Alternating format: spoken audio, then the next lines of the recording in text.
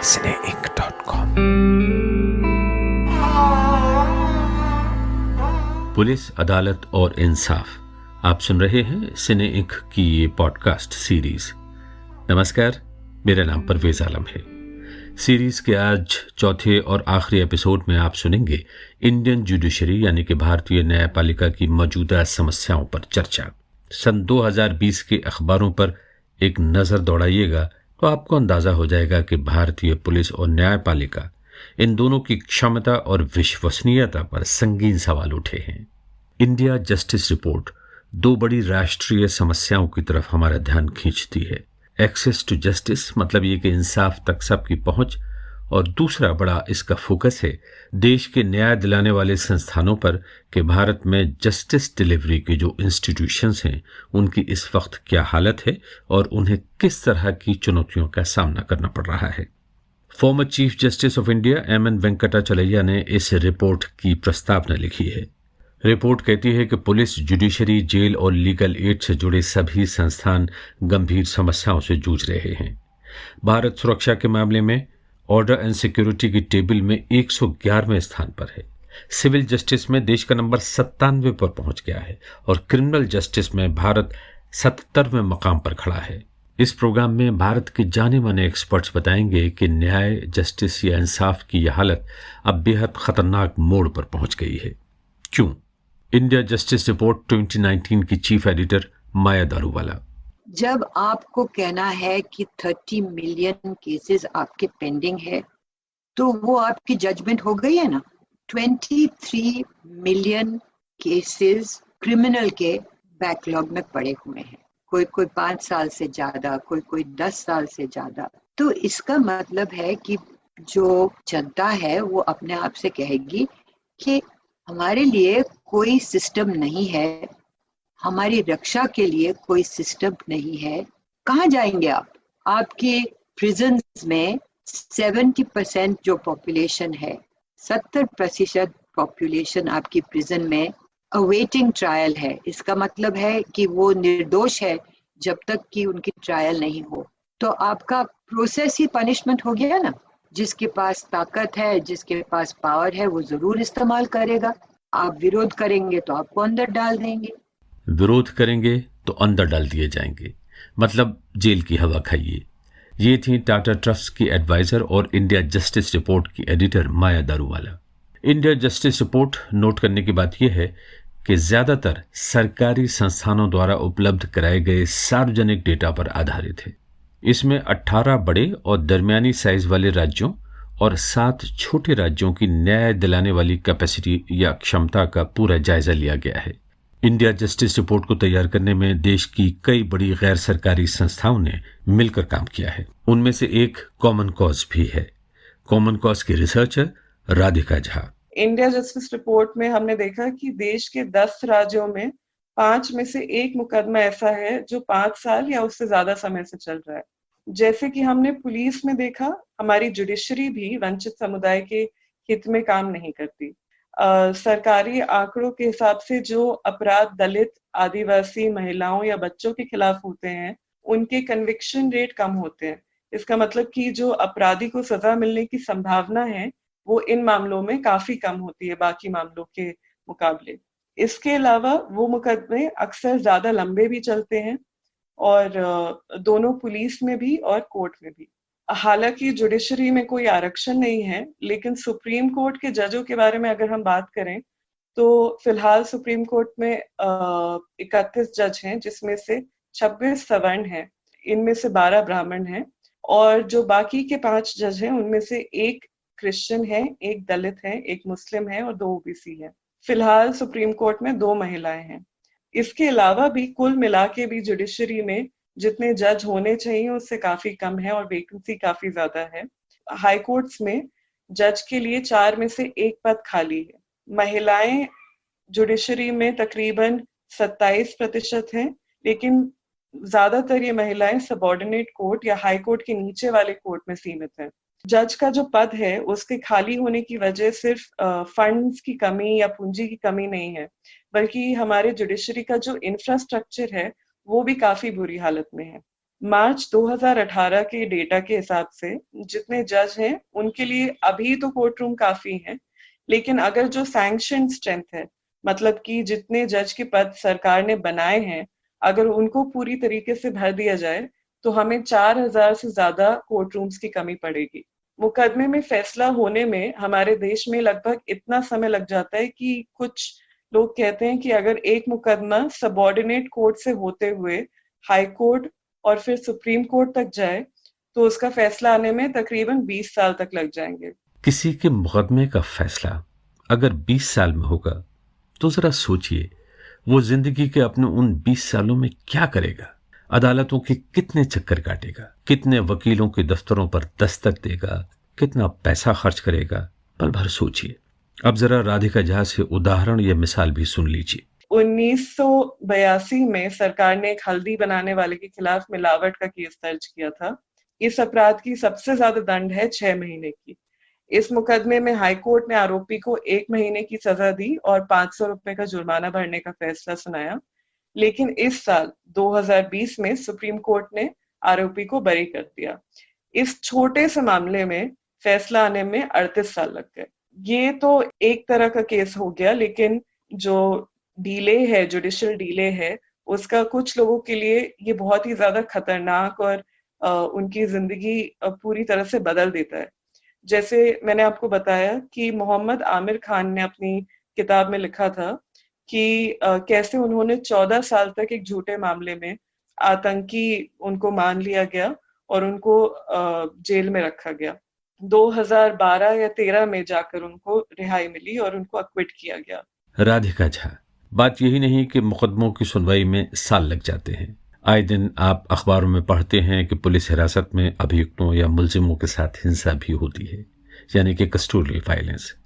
Custodial violence में हत्या, बलात्कार और टॉर्चर शामिल हैं। और इसका निशाना कौन बनता है?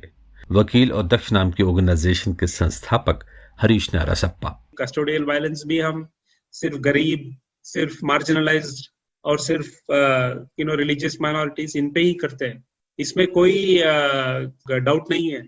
तो हम सिर्फ स्टेटिस्टिक्स अगर हमने देखा कि कौन मरता है ये पुलिस में, एनकाउंटर्स में, कस्टोडियल वायलेंस में कौन मरते हैं, ये तो सब डेटा तो है, इसमें कोई चर्चा की बात नहीं है। और क्या हो रहा है कि अननेसेसरी कॉन्सिक्वेंस है और अनवांटेड कॉन्सिक्वेंस है हमारी जुडिशियल सिस्टम से। हमारी जुडिशियल सिस्टम इतनी स्लो हो चुका है कि जब पुलिस किसी को मारते हैं तो जनता भी कभी कभी अप्लॉज करते हैं, खुश हो जाते हैं, हाँ उसको ठीक तरह से किया, उसको अभी मार दिया, क्यों केस लगता है 20 साल होने में, डिसाइड करने में, इसलिए ठीक है। ये भी एक कॉन्सिक्वेंस है। अगर आप लास्ट 6 मंथ्स में हम देखें तो उत्तर प्रदेश में हुआ, तेलंगाना में हुआ, जो सस्पेक्ट्स थे उसको पुलिस एनकाउंटर्स में मारा गया, पता भी नहीं कि वो गिल्टी था कि नहीं, है ना। तो ये सब custodial violence, encounters, police violence, this is all a serious problem and this is a fallout, unwanted consequence of our judicial system. Harish Narasappa. Cine Inc Hindi Urdu के पॉडकास्ट का मशहूर मंच। Please check our website cineinc.com। अब जबकि देश में 70% अंडर ट्रायल्स हैं, यानी कि 70% जेलों में बंद लोगों पर मुकदमे चल रहे हैं, उनका जुर्म अभी तक साबित नहीं हुआ है और वो फिर भी जेल में हैं। दिन, हफ्ता, महीना, साल नहीं, कई सालों तक जेलें ठसाठस भरी हैं। क्या बीतती होगी इन कैदियों पर? और कौन है ये लोग? Tata institute of social sciences में क्रिमिनोलॉजी के प्रोफेसर विजय राघवन, जिनका ताल्लुक प्रयास नाम की संस्था से भी है। आपको दिखाई देगा कि करीब 20% हैं जो मुस्लिम्स हैं, करीब 20% हैं जो दलित्स हैं, करीब 10% हैं जो ट्राइबल्स हैं, और उसी तरीके से अगर आप देखो तो शायद 15-20% जो हैं वो अदर बैकवर्ड क्लासेस से होंगे। तो अगर आप इन सबको जोड़ लोगे, 20 और 20, 40 और 10 और 20, तो करीब 60-70% लोग जो प्रिजन में हैं वो मार्जिनलाइज सेक्शन से आते हैं। और ये अगेन मैं कहूँगा यहाँ पे केवियट की सिर्फ इंडिया का सिचुएशन नहीं है, ये पूरे दुनिया में यही स्टोरी है। Over representation of minorities in the criminal justice system. वो ये आपको अरेस्ट में दिखेगा, ये आपको प्रिजन में दिखेगा नंबर्स में, और ये आपको कन्विक्शंस में दिखेगा। नेशनल लॉ यूनिवर्सिटी दिल्ली ने प्रोफेसर अनूप सुरेंद्रनाथ हैं कि जो जिनको कैपिटल पनिशमेंट मिल रहा है उनका कास्ट या क्लास या रिलीजियस कॉम्पोजिशन क्या है, तो उसमें भी यही दिखाई दिया कि मोर देन 90% जो कैपिटल पनिशमेंट के लिए अभी उनका मतलब हुआ नहीं है, लेकिन they are awaiting the final sentence to be passed, मतलब दे हैव बीन मतलब उनको मिल चुका है कैपिटल पनिशमेंट, लेकिन अब वो एग्जीक्यूट नहीं हुए हैं। ऐसे लोगों का एक स्टडी उन्होंने नेशनल स्टडी किया था, और करीब 90% के ऊपर जो लोग थे वो इन्हीं तबकों से थे, जो दलित वर्ग के हैं, जो ट्राइबल्स हैं, और जो मुस्लिम समाज से हैं। ये 90% इन्हीं कैटेगरी से हैं। सवाल यह आता है कि ये ऐसा क्यों है? जो भी इस तरह का जो इस पे जो रिसर्च हुआ है, जो स्कॉलरशिप है इस पे, तो दो दिशा में पॉइंट करता है। एक उस दिशा में पॉइंट करता है कि जो मार्जिनलाइज सेक्शन से लोग हैं उनके जो लाइफ चांसेस हैं एजुकेशन का, हेल्थ का, एक्सेस टू रिसोर्सेस का, गवर्नमेंट स्कीम्स का, वो ऑलरेडी काफ़ी सीमित है, और इस वजह से वो शायद नेगेटिव लाइफस्टाइल के तरफ पुश हो जाते हैं, इलीगल सेक्टर की तरफ पुश हो जाते हैं। एक ये स्कॉलरशिप इस दिशा में काफ़ी लिखा गया है। और एक दूसरा जो है, जो ज़्यादा ग्रोइंग स्कॉलरशिप है, वो ये है कि समाज में पर्टिकुलरली क्रिमिनल जस्टिस एजेंसीज में एक बायस है अगेंस्ट दीज कम्युनिटीज, और वो बायस की वजह से इनके chances of getting processed are higher. या तो ये है कि उनके लाइफ चांसेस ही कम हैं, जिसके वजह से वो लाइफ चांसेस का मतलब है कि पूरी तरह से ग्रोथ एंड डेवलपमेंट का जो एक स्कोप हर इंसान को मिलना चाहिए, वो रिसोर्सेज और सोशल स्ट्रक्चर्स के वजह से कई लोगों को नहीं मिल पाता, पर्टिकुलरली जो मार्जिनलाइज सेक्शन से आते हैं, तो उसको लाइफ चांसेस हम कहते हैं। तो कई ऐसे लोग हैं जिनके लाइफ चांसेस कम हो जाते हैं, और दूसरे जो है कि बायस है सिस्टम में, और मेरा मानना यह है कि it is a mix of both. Professor Vijay Raghavan, mix of both, एक तरह से दोहरी मार। बायस के हजारों बल्कि लाखों मामले अब तक सामने आ चुके हैं। उनमें एक भंवरी देवी का केस भी शामिल है, जो तकरीबन 25 साल अदालतों में गर्दिश करता रहा। अब भंवरी देवी तकरीबन 60 साल की हैं। 22 सितंबर 1992 में उनका गैंग रेप हुआ था, बलात्कार। इंसाफ आज भी पूरी तरह नहीं मिला है। हरीश नारासप्पा। राजस्थान में भंवरी देवी का केस था। लीला सेठ जो दिल्ली हाई कोर्ट की जस्टिस थे, अब नहीं रहे, उन्होंने एक उनके बुक में लिखा है कि वो जज जो डिसाइड किया, वो डिसीजन कानून की तौर पे नहीं, लेकिन वो जो अक्यूज थी उनकी जाति या उनकी स्टेटस, इकोनॉमिक स्टेटस की को लेके तय किया था। विक्टिम तो जो थी उसकी बारे में सोचा ही नहीं था। तो एक डाइवर्सिटी का, विविधता का प्रॉब्लम है। जब हमारी देश में इतने तरह के लोग हैं, अलग अलग भाषा का, अलग अलग जाति का, अलग अलग रिलीजन का, कौम का जाति है, हमें सब ग्रुप से रिप्रेजेंटेशन चाहिए पुलिस में और जुडिशरी में। क्यों? एक हक की बात नहीं है, लेकिन ये फंक्शनिंग की बात में हमें समझना है, पुलिस और जुडिशरी को समझना है कि किसी और का प्रॉब्लम का मीनिंग क्या है। अगर हम एक ही तरह का लोगों को, आदमियों को या औरत को बिठा दिए, तो क्या वो समझ नहीं सकते कि सोसाइटी का प्रॉब्लम्स क्या है। तो ये डाइवर्सिटी का प्रॉब्लम है, ये बहुत बड़ी प्रॉब्लम है। हरीश नारासप्पा। भारत को उन देशों में गिना जाता है जहां महिलाएं सबसे ज्यादा अनसेफ या असुरक्षित हैं। भारत की कुल आबादी 1.36 बिलियन में तकरीबन 49% औरतें हैं, और इनका जुडिशरी में कितना प्रतिनिधित्व है? माया दारूवाला। नेशनली आप एवरेज लें तो 9% है। जुडिशरी में, लोअर जुडिशरी में कहीं कहीं 40% भी है।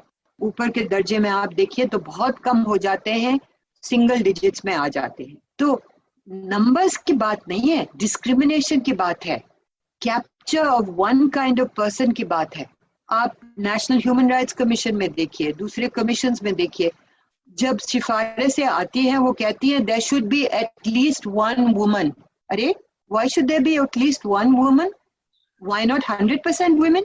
ये तो एक आपको दिखाई दे, जो आपको ये आर्ग्यूमेंट्स दिखाई दे रहे हैं, ये एक कमजोर वर्ग की नेगोशिएशन होती है ना, वैसे है। भाई प्लीज हमें 10% दे दीजिए, अभी 9% है, या 33% पे तो आ जाइए। ये तो एक पिटिशनिंग की बात है, आपकी राइट्स कहाँ है? तो क्यों नहीं आप 60% रखिए, आप ऐसे रखिए, पॉलिसी रखिए कि in no sector which is government, judiciary, access to justice, bureaucracy, there should be no gender that is more than 60%. ऐसे क्यों नहीं रखते? Minorities, खास करके मुस्लिम minorities बहुत ही बैकवर्ड हो गए हैं, एजुकेशन उनका कम है, उनकी चांसेस और अपॉर्चुनिटीज कम है। दलित्स की भी वही बात है, लेकिन दलित्स थोड़े बड़े हो गए हैं, मतलब आगे आ गए हैं। ट्राइबल्स बहुत मुश्किल में हैं, लेकिन उनको प्लेटफॉर्म्स देना, उनको बढ़ाना, उनके लिए प्रोएक्टिव होना, ये भी हमारा कर्तव्य है। तो उनको देखना और बोलना कि अरे वो तो काबिल नहीं है, दैट इज नॉनसेंस। जहां भी आप देखो, जहां चांस मिला है, tribal women, Muslim young man, Muslim women, ST/SC women have come to the fore, have topped their classes, सब कुछ। तो it is our job as the majority and our job as the country to reflect that minority in our work and our policy and everything. ये भी मैं कहना चाहूंगी, आप कोई उपहार नहीं दे रहे, आप कोई फेवर नहीं कर रहे, ये उनका हक है और ये उनका हक दिया नहीं गया है अब तक। माया दारूवाला, रेप, घरेलू हिंसा, सरेआम मारपीट, उन पर तेजाब फेंक देना, जिंदा जला देना, फीमेल इन्फेंटिसाइड, मतलब गर्भ में ही सेक्स का पता लगने के बाद अगर होने वाला बच्चा लड़की है तो गर्भ गिरा देना, ऐसे कई अपराध सुबह शाम रिपोर्ट होते हैं। लेकिन इसके बावजूद औरतों की जुडिशियल सिस्टम में इतनी कम नुमाइंदगी कई सवालिया निशान खड़े करती है। राधिका झा, हम ये भी नहीं कह रहे कि 50% महिलाएं होनी चाहिए।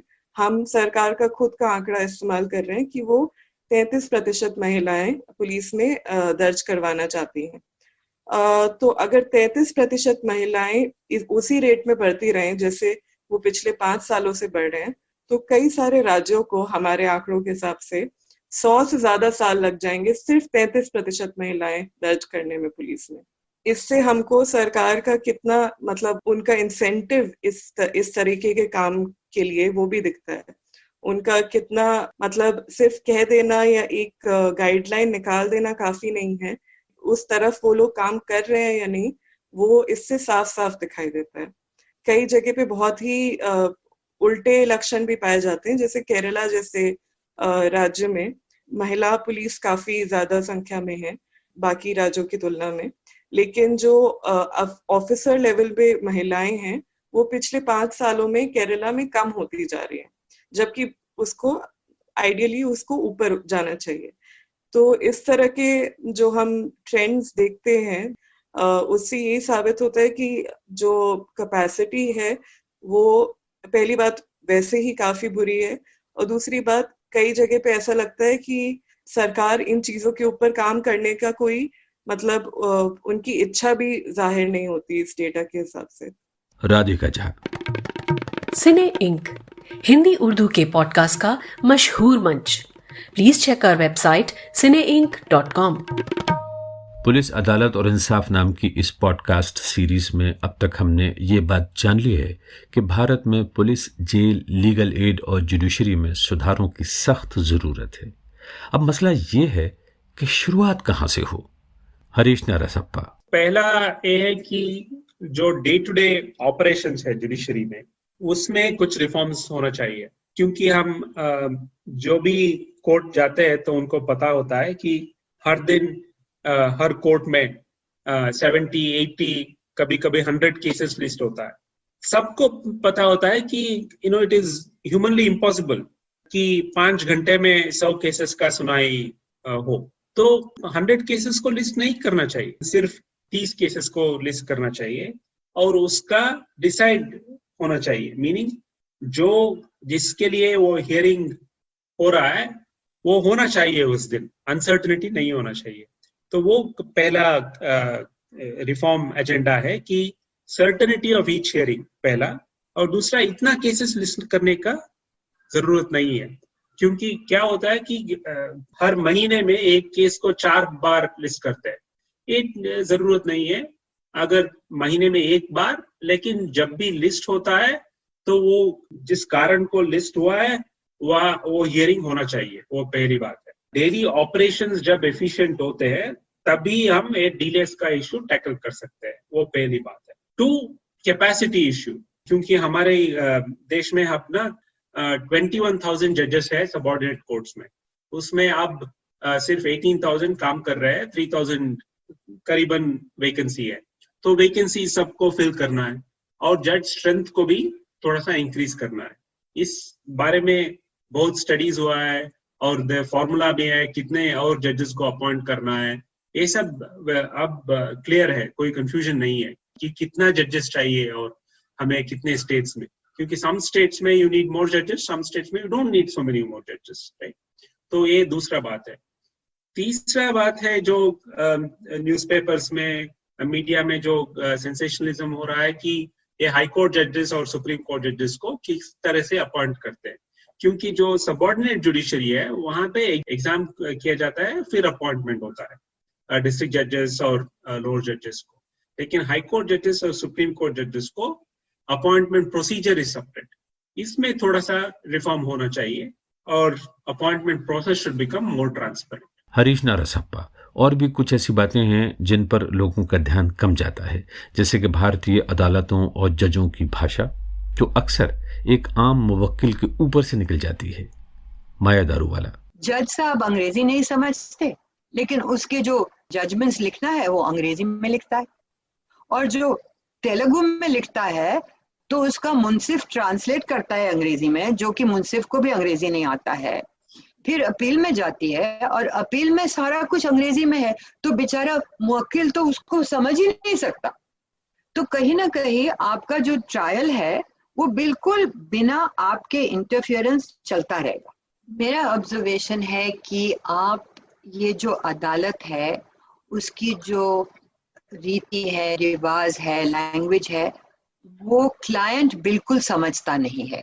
लीगल एजुकेशन फॉर जजेस बहुत ही बढ़िया, बहुत ही सुपीरियर होनी चाहिए। सिलेक्शन ऑफ जजेस खुला होना चाहिए हर लेवल पे।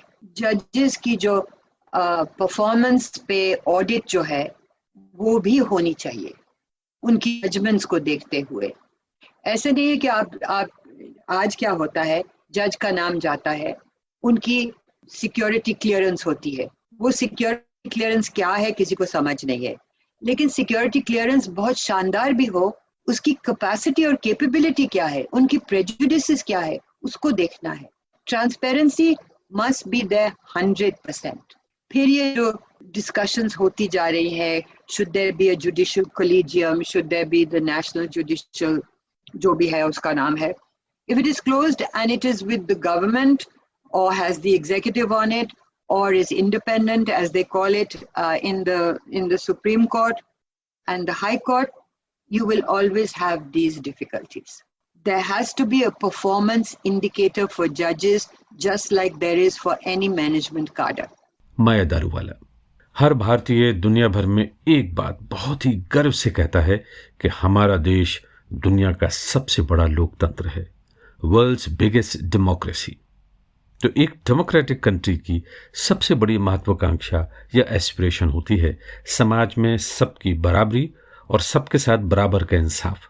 हरीश नारासप्पा, हम सिविलाइज सोसाइटी रहना चाहते हैं। If we want to be a civilise society, we have to make our justice system work. If we do not make our justice system work properly, then there is no hope for us as a society, क्योंकि हम वापस तो नहीं जा सकते। we can't go to an uncivilized state.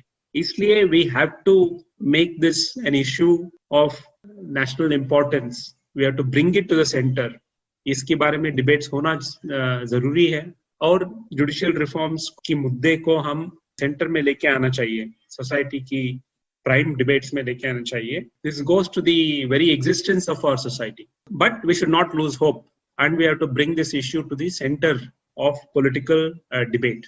Harish Narasappa, इस series में पहले भी एक्सपर्ट्स ने एक बात बहुत ही साफ कही है कि न्यायपालिका में सुधार या रिफॉर्म्स तब तक मुमकिन नहीं जब तक कि देश और राज्यों का राजनीतिक नेतृत्व इनके लिए तैयार नहीं होता.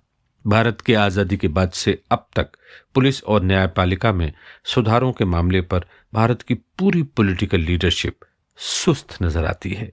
कॉमन कॉज के डायरेक्टर विपुल मुदगल. देखिए, इसमें एक बात कहना बहुत आवश्यक है कि जो न्याय व्यवस्था के रिफॉर्म्स हैं वो राजनीतिक रिफॉर्म से जुड़े हुए हैं, और राजनीतिक रिफॉर्म्स जो हैं वो पारदर्शिता और जवाबदेही से जुड़े हुए हैं. अगर डेमोक्रेसी के अंदर पारदर्शिता और जवाबदेही होगी तो कई चीजों में सुधार आएगा. गवर्नेंस में पूरी में सुधार आएगा. जैसे कहते हैं कि जब किसी तालाब में जल का स्तर बढ़ता है तो उसमें जितनी भी चीजें तैर रही होती हैं जल में सब ऊपर आ जाती हैं, चाहे वो नाव हो या वो गुड़िया हो, वो सब ऊपर आ जाती हैं. तो अगर हमारे यहाँ ट्रांसपेरेंसी और अकाउंटेबिलिटी की व्यवस्था ऊपर जाएगी तो पुलिस क्या, वन विभाग क्या, और ये विभाग और वो विभाग क्या, हर विभाग में थोड़ा सा सुधार होगा. दूसरा ये है कि ये जो डाइवर्सिटी है, अब हमें समझ में आ रहा है कि ये शायद सभी विभागों में होगी, कि डाइवर्सिटी की कमी एक डेमोक्रेसी की कमी है. इसी तरह से जो बजट का जो मिस यूटिलाइजेशन है वो अब नजर आ रहा है कि वो खाली न्याय व्यवस्था में पुलिस के साथ नहीं है, बल्कि एक तरह से हमारी जाती एक समस्या बन गया है कि हम बजट का सही इस्तेमाल कर नहीं पा रहे. इसी तरह से जेंडर है, जेंडर के प्रति हमारी ब्लाइंडनेस जो है वो लगातार चली आ रही है. यह है कि जो कमजोर वर्ग हैं, अनुसूचित जाति, अनुसूचित जनजाति, पिछड़े हुए लोग, जो स्लम्स में रहने वाले, झोपड़पट्टों में रहने वाले लोग, माइनॉरिटीज के लोग, अलग अलग घुमंतु जातियों के लोग, जो इस तरह के लोग हैं, अपनी रोज की जो जीवन यापन अपना करते हैं, अपाहिज लोग, उन लोगों के साथ में उस तरह से न्याय नहीं हो रहा. पूरी व्यवस्था में हम उन लोगों को साथ लेके नहीं चल पा रहे. तो ये अगर हम करना शुरू करेंगे, एक कहना चाहिए कि एक सेंसिटिव सरकार, डाइवर्स सरकार, एक एफिशिएंट सरकार जो कि बजट का इस्तेमाल करे, तो मेरा तो अपना मानना यह है कि हमें एक संकाय जो है वो जवाबदेही का संकाय बनाने की आवश्यकता है. We don't need only efficient police, we also need accountable police. अगर ये कर सके, अकाउंटेबल जुडिशरी, जुडिशियल अकाउंटेबिलिटी भी उतनी आवश्यक है.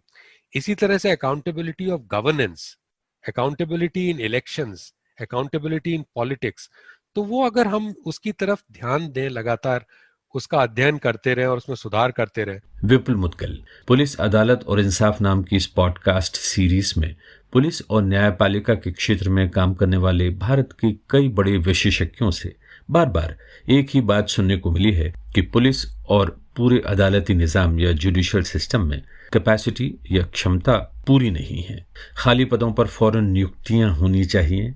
डाइवर्सिटी या विविधता की भारी कमी है. हाशिए पर खड़े समुदाय या मार्जिनलाइज्ड लोग पुलिस और जुडिशरी में बहुत कम हैं. इनकी तादाद को फौरन बढ़ाया जाए.